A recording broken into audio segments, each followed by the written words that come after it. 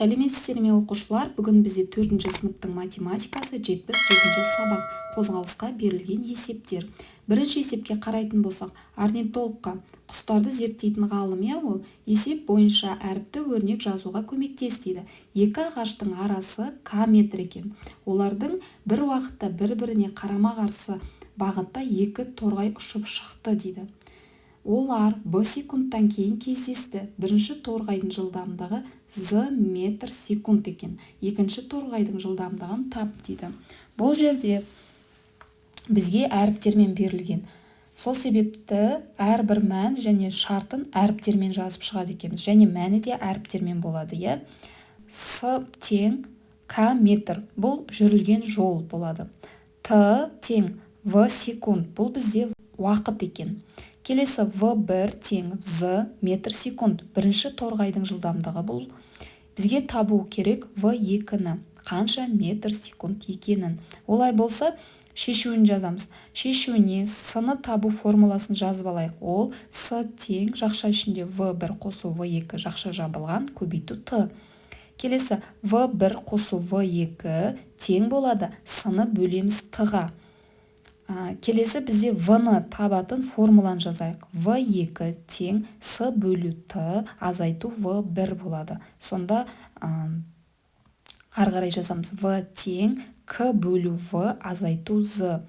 Жауабы сонда бізде болады екен к бөлу в азайту с. Бұл екінші торғайдың жылдамдығы болып саналады екен. Сіздерге есеп түсінікті болды деген ойдамын. Келесі екінші есептің асына қарайық. Суреттегі деректермен таныс. Динозаврлардың әрқайсысы тәуліктің 1/4 бөлігінде үздіксіз қозғалатын болса, олар қандай арақашықты жүріп өтеді дейді. Бұл жерде біз мән беруіміз керек уақытқа. Тәуліктің 1/4 бөлігі дейді. Бір тәулікте 24 сағат бар. 24 сағаттың 1/4 бөлігін табу үшін 24-ті 4-ке бөлеміз. Сонда 6 шығады. Бір бөлігін аламыз. Сонда 6 сағат. Бұл динозаврдың жүрілген жолы қандай болады? Бұл жерде суретте әрқайсының жылдамдығы берілген. Мысалы, тікенекті динозавр 10 км сағат жүрген. Бұл оның жылдамдығы. Одан кейінгі алып динозавр 12, 10 мен 20-ның ортасында тұр, көріп тұрғандарыңыздай. Демек ол 15 км сағат. Одан кейінгі мүйізді динозавр 12-20 км сағат. Деген сияқты олардың әрқайсының жылдамдығы бізге берілген екен. Олардың жылдамдықтарын жазып шықтым. Енді әр қайсысының жүрген жолын анықтаймыз. Сонда с-ны табу керек екенбіз. С-ны табатын формуланы жылдамдықты уақытқа көбейту. Түсініп отырсыздар ғой, мен әр қайсының жылдамдықтарын 6 сағатқа көбейтіп шықтым. Сонда қабыланның жүрген жолы 600 км. Тікенекті динозаврдың жолы 90 км. Мүйізді динозаврдың жолы 120 км. Ірі жыртқыш динозавр 180 км. Газельді динозавр 270 км. Ұсақ жыртқыш динозавр 300 км болады екен. Сіздерге есеп түсінікті болды деген ойдамын. Келесі бізде екінші есептің әсі. Сұрақтарға жауап бер. Сенің жүру жылдамдығың қандай? Динозаврдан қашып құтыла алар ма едің дейді, Алдымен осы екі сұраққа жауап беріп алайық. Мысалы, адамның жүру жылдамдығы көп болмайды, Ары кетсе бір 10 км сағат болатын шығар. Сәл жүгіретін болса 20 км болуы да мүмкін, Динозаврдан қашып құтыла алар ма едіңіз деген сұрақ қойылды. Қатты емес, жай жүгіретін динозаврдан қашып құтылуға болады деп ойлаймын. Келесі сұрақ. Орнитолог және палеонтолог мамандықтары туралы білесің бе? Бұл мамандық иелері немен айналысатынын анықта дейді. Біз білеміз, Орнитолог дегеніміз құстарды зерттейді, ал палеонтолог дегеніміз жойылып кеткен өсімдіктер мен жануарлар және олардың тарихи дамуын зерттейтін маман екен. Мысалы, динозаврлар қазіргі таңда жойылып кеткен аңдар қатарына кіреді, солай емес пе? Сіздерге осы сұрақтың жауаптары түсінікті болды деген ойдамын.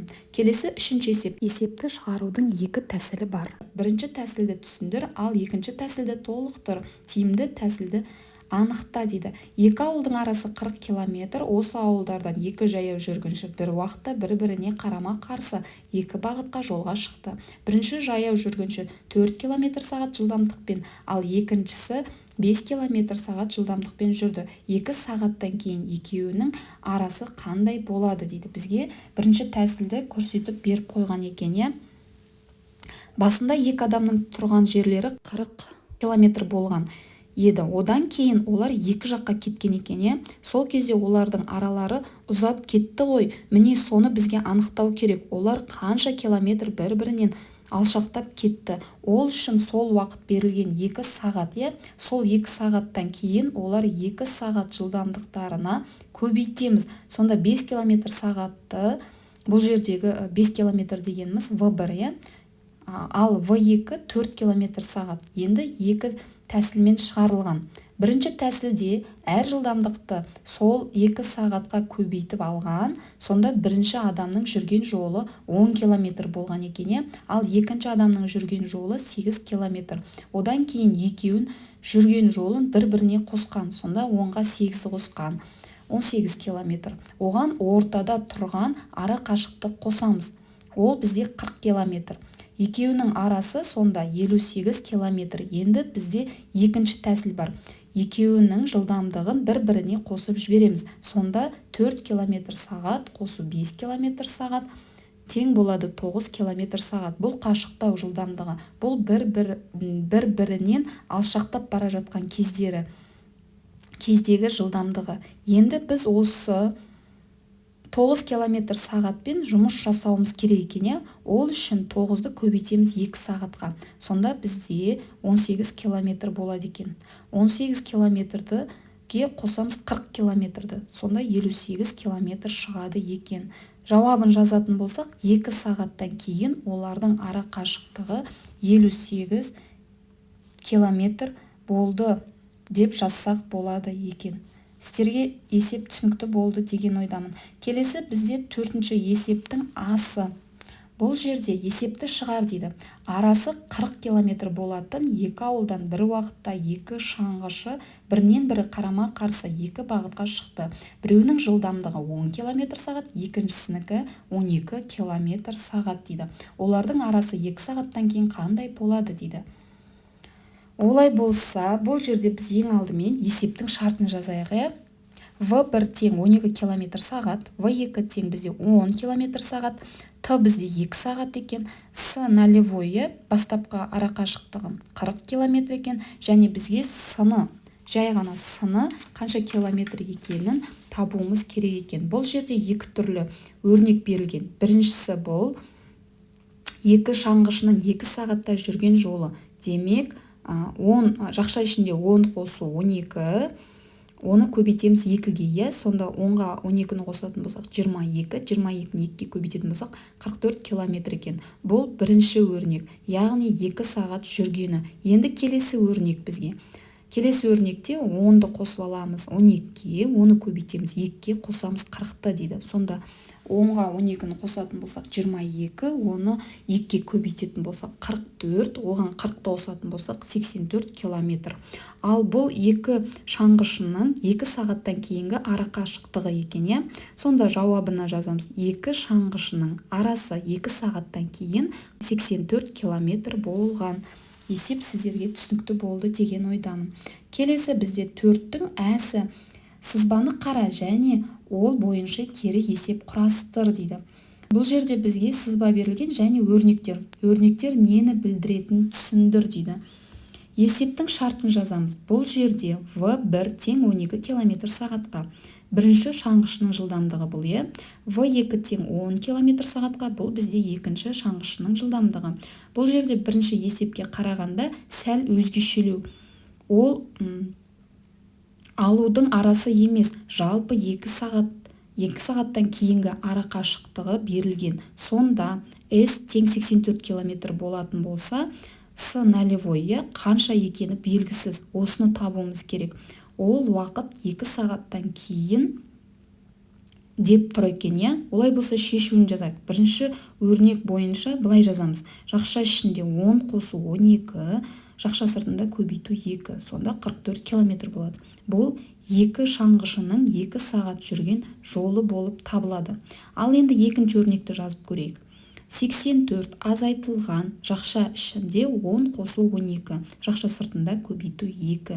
Бұл бізде 40 километр болады екен. Екі ауылдың арасын білдіріп тұр. Сонда жауабын жазатын болсақ, жауабы екі ауылдың арасы 40 километр болады екен. Ал осыған кері есеп құрастырып көрейікші. Ол үшін бірінші шартын жазып алайық. В1 тең 12 километр сағат, В2 тең 10 километр сағат.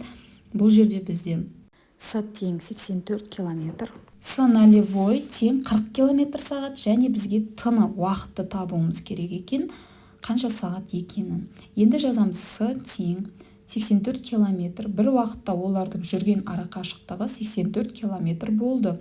Ол бастапқыда олардың арасы 40 километр болды. Сонда олар қанша уақыт жүрген деп сұрақ қоямыз.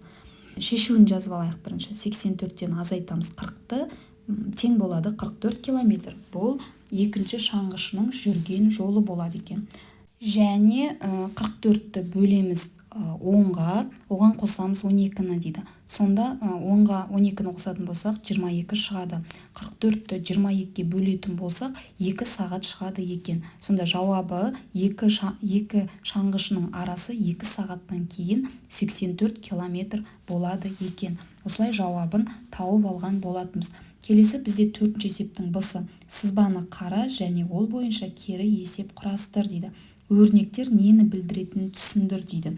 Есептің шарты бойынша бастапқы ара қашықтық, яғни С нолевой тең болады 40 километрге, және олардың 2 сағаттан кейінгі ара қашықтығы 84 километр. Ол жерде уақыт 2 сағат деп берілген, және В2 екінші шаңғышының жылдамдығы 10 километр сағат, ал бірінші шаңғышының жылдамдығы қанша километр сағат, соны табуымыз керек екен. Олай болса шешуін жазайық. 84-тен алып тастайық 40-ты. Сонда бізде 44 километр қалады. Бұл екі шаңғышының жүрген жолы. Келесі жақша ішінде 84 азайту 40, жақша жабылған бөлу 2-ге. Сонда 22 километр сағат болады екен. Бұл қашықтау жылдамдығы. Енді бізге табу керек бірінші шаңғышының жылдамдығын. Олай болса жазамыз 84-тен аламыз 40-ты жақша ішінде, бөлеміз 2-ге, азайтамыз 10-ды, сонда 12 километр сағат болады. Жауабына жазамыз В1 тең 12 километр сағатқа. Сіздерге есеп түсінікті болып жатыр деген ойдамын. Келесі бізде 5-ші есеп. Қай санды өрнекте бірінші амал ретінде қосу орындалу тиіс? Амалдар ретін анықта және өрнектің мәнін есепте дейді. Бізге 4 өрнек берілген екен. Бірінші өрнекте бірінші бөлу амалы орындалады. Екінші өрнекте бірінші жақшаның ішіндегі қосу орындалады. Одан кейін азайту деген сияқты кете береді екен. Ал үшінші өрнекте бірінші қосуды орындайды екенбіз. Төртінші өрнекте бірінші бөлуді орындап аламыз. Сонда жақшаның ішінде тұрған кезде қосу бірінші орындалады екен. Енді мәнін табамыз. 2700 қосу 800 бөлу 100-ге, азайту 70, азайту 2 дейді. Ең алдымен 800-ді 100-ге бөлеміз. Сол кезде бізде 8 шығады. Жазамыз 2700 қосу 8, азайту 70, азайту 2. Сонда 2708-ден 70-ті аламыз. Одан кейін 2-ні аламыз. 70-ті алатын болсақ 2638 болады.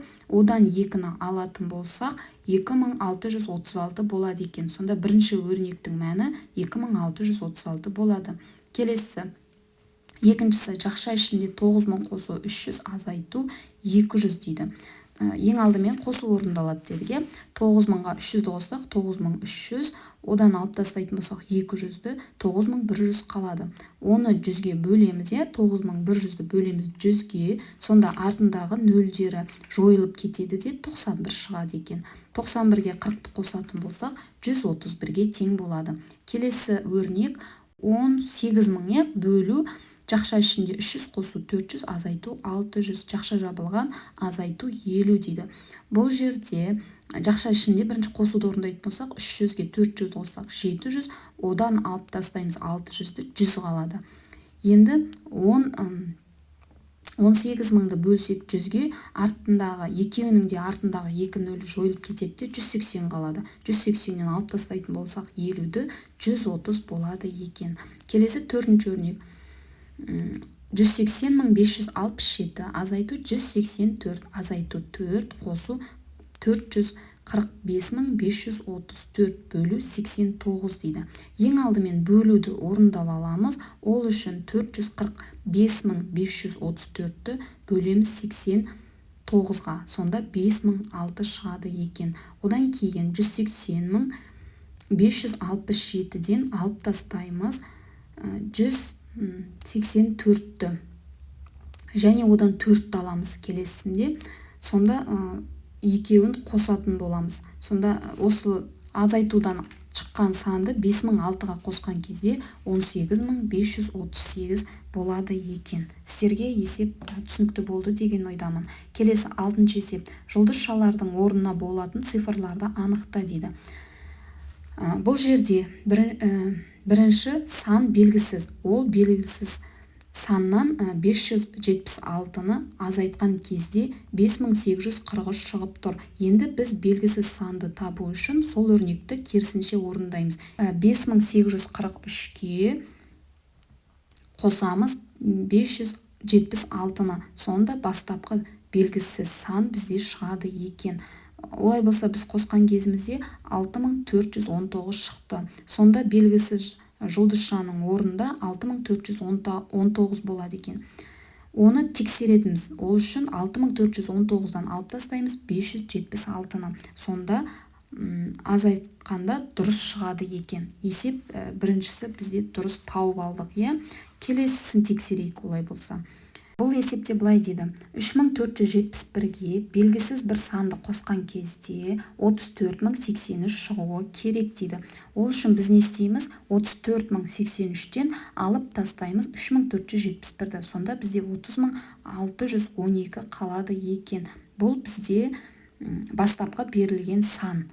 Бұл бізде дұрыс шықты. Егерде өздеріңіз уақыттарыңыз болса, кері қарай тексерсеңіздер болады. Осы санға бірін азайтсаңыздар, осы сан бізде шығуы керек. Келесі бізде 7-ші есеп. Ойлан және жауап бер. Әлия, Айна және Сәуле үшеуі бір мектепте, бірақ әртүрлі сыныпта оқиды. Бірінші, екінші және үшінші сыныптарда оқиды екен. Әлия өткен жылы Айна оқыған сыныпқа көшті. Қыздардың әрқайсысы қандай сыныптарда оқиды? Бізге Әлия, Айна және Сәуле үшеуі берілген, үшеуі 3 сыныпта оқиды екен. Сонда Сәуле 1-ші сыныпта, Әлия 2-ші сыныпта, Айна 3-ші сыныпта оқиды екен. Жауабына жазамыз. Әлия 2-ші сыныпта, Айна 3-ші сыныпта, Сәуле 1-ші сыныпта оқиды деп жазып қойсақ болады екен. Келесі бізде 8-ші есеп. Есеп бойынша сызба мен өрнек құр дейді. Екі қаланың арақашықтығы W километр. Олардың бір уақытта бір-біріне қарама-қарсы бағытта 2 автокөлік шығып, Т сағаттан кейін кездесті. Бірінші автокөліктің жылдамдығы В километр сағат, екінші автокөліктің жылдамдығын тап дейді. Екі жақта 2 қала тұр. Бұл жақта 2 қаладан бір-біріне қарама-қарсы 2 автокөлік шығады екен. Енді олар Т сағаттан кейін кездеседі екен. Т бізде Т сағат болып тұр, бізге В2-ні қанша километр сағат екенін табу керек. Жалпы арақашықтық бізге беріліп тұр. Ол W километр екен. Олай болса, жазайық шартын. С тең W километр, Т тең Т сағат, В1 тең В километр сағат, В2 белгісіз. Енді шешуі арақашықтықты табатын формуланы жазамыз. С тең, жақша ішінде В қосу, В1 қосу В2, жақша сыртында көбейту Т. Демек, жақындау қашықтығы болады екен, жақындау қашықтығы деп жазады екенбіз. Келесі жазамыз. В2 тең С бөлу Т азайту В1. В2-ні табу үшін С-ны бөлеміз Т-ға және одан аламын В1-ді. Енді орнына қояйық. v2 тең w бөлу t. Және азайтып аламын. В-ны сонда в километр сағат болып шығады екен. Жауабына в километр сағат деп жазып қойсаңыздар болады. Осымен бүгінгі сабағымыз аяқталды. Келесі сабақта кездескенше сау болыңыздар. Сіздермен бірге болған Мақпал Ерболатқызы. Каналды жоғалтып алмас үшін міндетті түрде тіркеліп, лайк басып, қоңырауша белгісін басып қоятын болсаңыздар, жаңа тақырыптар, жаңа сабақтар сіздерге көрініп тұратын болады.